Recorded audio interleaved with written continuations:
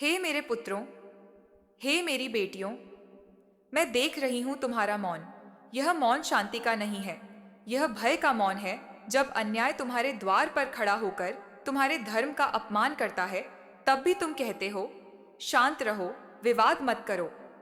बताओ मुझे, क्या अधर्म कभी शांत रहा है? मौन सबसे बड़ा पाप मैं काली हूं। मैंने कभी मौन को धर्म नहीं माना। जब द्रौपदी का चीर खींचा गया, तब सभा का मौन ही सबसे बड़ा अपराध था। और आज भी तुम्हारा मौन ही अधर्म को बल दे रहा है। याद रखो, जो अन्याय देखकर भी चुप रहता है, वह भी अपराधी होता है। भय कहां से आया? तुम कहते हो, हम अल्पसंख्यक कहलाएंगे, हम पर उंगली उठेगी, हम बदनाम हो जाएंगे। अरे मेरे बच्चों, जिस धर्म ने संसार को सहनशीलता सिखाई, आज वही धर्म डरने लगा है। मैंने तुम्हें सिर झुकाने के लिए नहीं रचा था, मैंने तुम्हें रीढ़ सीधी करके चलने के लिए रचा था। सहनशीलता की सीमा मैं फिर कहती हूँ, सहनशीलता धर्म है, लेकिन असीम सहनशीलता आत्महत्या है। जब कोई तुम्हारे देवताओं का अपमान करे, तुम्हारी माताओं को गाली दे, तुम्हारे मंदिर तोड़े, और तुम फिर भी कहो, छोड़ो, भगवान देख लेंगे, तो फिर मैं पूछती हूँ, भगवान ने तुम्हें हाथ क्यों दिए? धर्म रक्षा का अर्थ किसी से घृणा करना नहीं है। धर्म रक्षा का अर्थ है सत्य बोलना, अन्याय का विरोध करना, और आवश्यकता पड़े तो संघर्ष करना। मैं हिंसा नहीं सिखाती, लेकिन मैं कायरता भी नहीं सिखाती।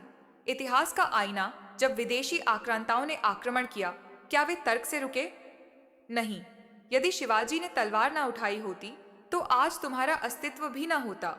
यदि गुरु गोविंद सिंह ने बलिदान न दिया होता, तो धर्म आज इतिहास बन चुका होता। आज का युद्ध तलवारों से नहीं, विचारों से है। तुम्हें कमजोर बताया जा रहा है, तुम्हारे देवताओं का मजाक उड़ाया जा रहा है, तुम्हारे बच्चों को उनके इतिहास से काटा जा रहा है, और तुम कहते हो, हम आधुनिक हैं। नहीं मेरे लाल, तुम भ्रमित हो। माँ काली का आदेश, अब समय आ गया है कि तुम अपने धर्म को पढ़ो, अपने बच्चों को सिखाओ, अपनी पहचान पर गर्व करो, और अन्याय के सामने विनम्र नहीं, दृढ़ बनो। मैं तुम्हारे खून की प्यासी नहीं हूं, मैं तुम्हारे जागरण की प्रतीक्षा कर रही हूं। हे मेरे बच्चों, मैं अभी भी तुम्हारे साथ हूं, लेकिन मैं सोए हुए समाज की देवी नहीं बन सकती। यदि तुम जागोगे, तो मेरी शक्ति तुम्हारे साथ होगी, यदि नहीं, तो काल अपना कार्य करेगा। हे मेरे युवा पुत्रों, हे मेरी युवा बेटियों, आज मैं विशेष रूप से तुमसे बोल रही हूं, क्योंकि धर्म का भविष्य तुम्हारे हाथों में है। युवा शक्ति का प्रश्न मैं देख रही हूं। तुम्हारे हाथों में मोबाइल है, तुम्हारी आंखों में सपने हैं, तुम्हारे भीतर ऊर्जा का समुद्र है। लेकिन बताओ मुझे, क्या तुम्हें अपने धर्म का ज्ञान है?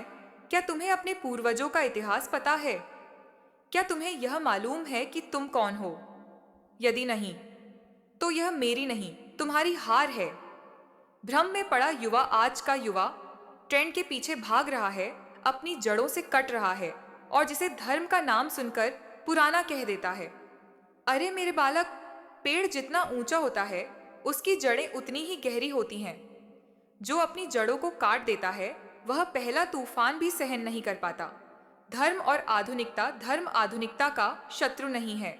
धर्म दिशा है, बिना दिशा की आधुनिकता अहंकार बन जाती है।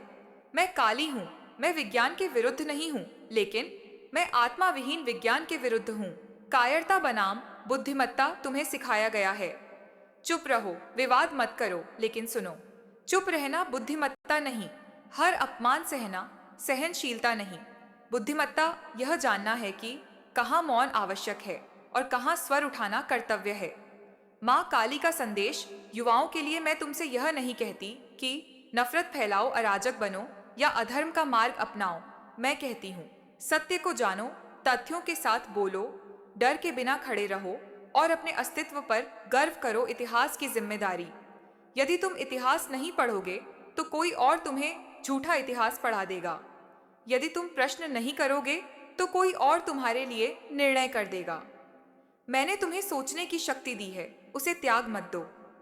नारी शक्ति और माँ काली, मेरी बेटियों, मैं काली हूँ, मैं निर्बल नारी का प्रतीक नहीं हूँ। मैं वह शक्ति हूँ जो अन्याय के सामने झुकती नहीं। तुम्हें सशक्त होना है, ज्ञान में, आत्मसम्मान में और चरित्र में, किसी से डर कर नहीं, स्वयं पर विश्वास रखकर। युवा से अपेक्षा मैं तुमसे पूजा नहीं मांगती, मैं तुमसे जिम्मेदारी मांगती हूँ। अपने धर्म को जानो, अपने समाज को जोड़ो, सत्य और न्याय के साथ खड़े रहो और कभी भी स्वयं को तुच्छ मत समझो, क्योंकि तुम काली के पुत्र हो। हे मेरे युवाओं, यदि तुम जागे तो युग बदलेगा, यदि तुम सोए तो इतिहास तुम्हें माफ नहीं करेगा। मैं तुम्हारे बाहर नहीं हूँ, मैं तुम्हारे भीतर हूँ। मुझे ढूंढो, अपने साहस में, अपने विवेक में और अपने कर्म में।